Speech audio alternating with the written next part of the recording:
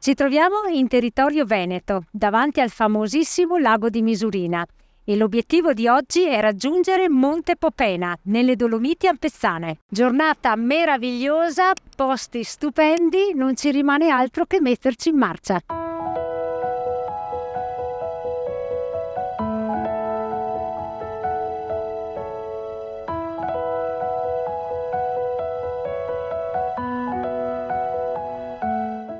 Seguiamo il segnavia 224 e passeremo per Malga Misurina.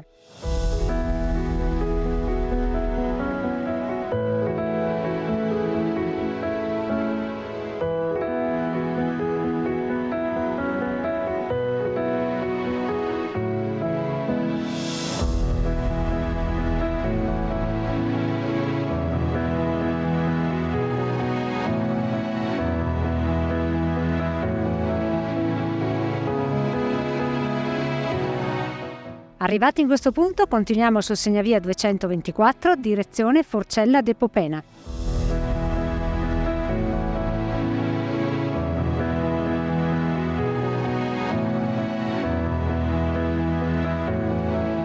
Arrivati a questo bivio, seguiamo il segnavia 224B.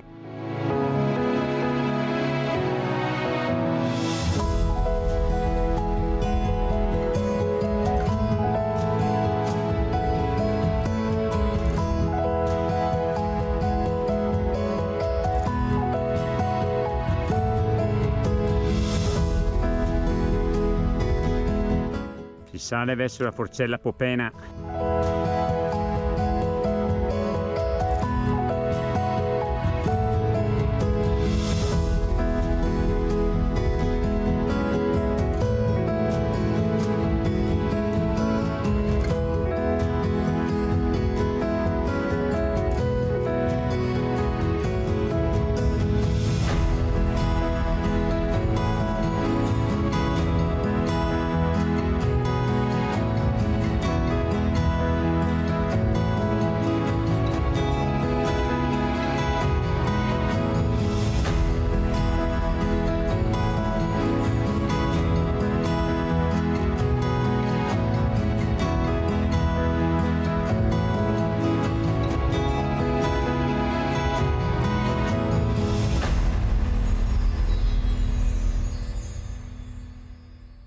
Arrivati alla Forcella de Popena, siamo ai piedi del Cristallino di Misurina e qui davanti abbiamo l'imponente gruppo del Sorapis.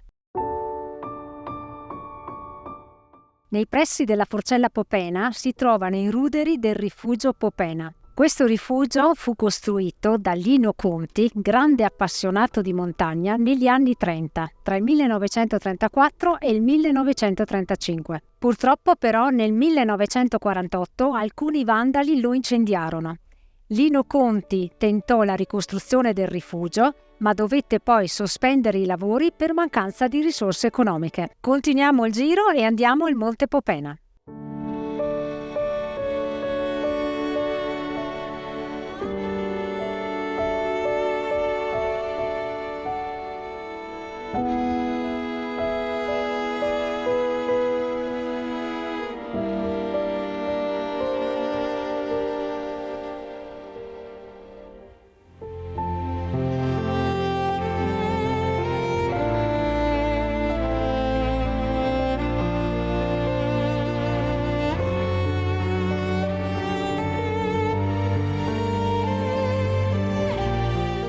Stiamo scendendo la Val Popena sul lato destro. Il sentiero non è numerato.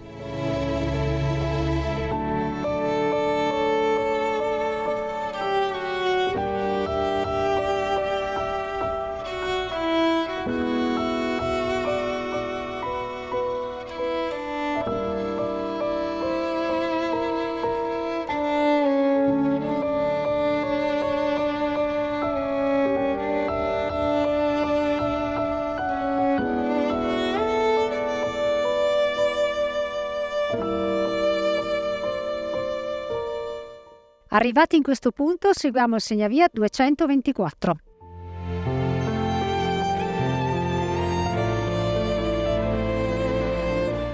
Dopo circa 100 metri, per arrivare al Monte Popena, si deve prendere questo sentiero sulla destra, ma fate molta attenzione perché è un sentiero non segnato e per nulla tracciato.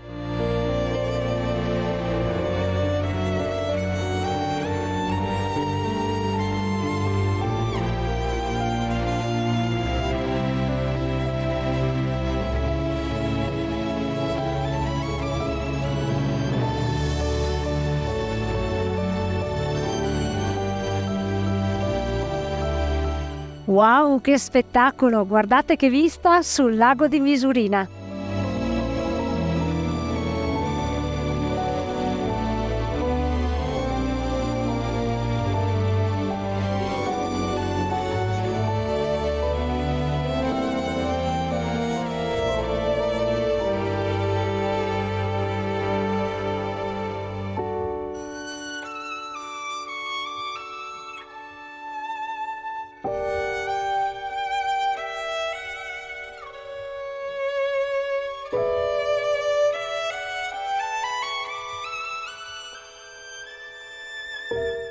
Arrivati al Monte Popena Basso, siamo a 2222 metri di quota.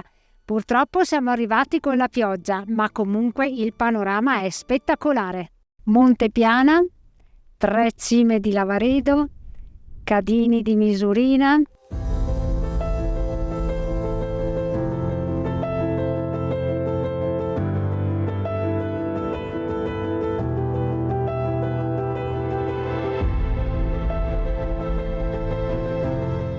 Un vero peccato, la permanenza in vetta è stata molto breve. Tempo di fare il video, 2 foto e adesso piano piano ci avviamo per scendere verso Misurina.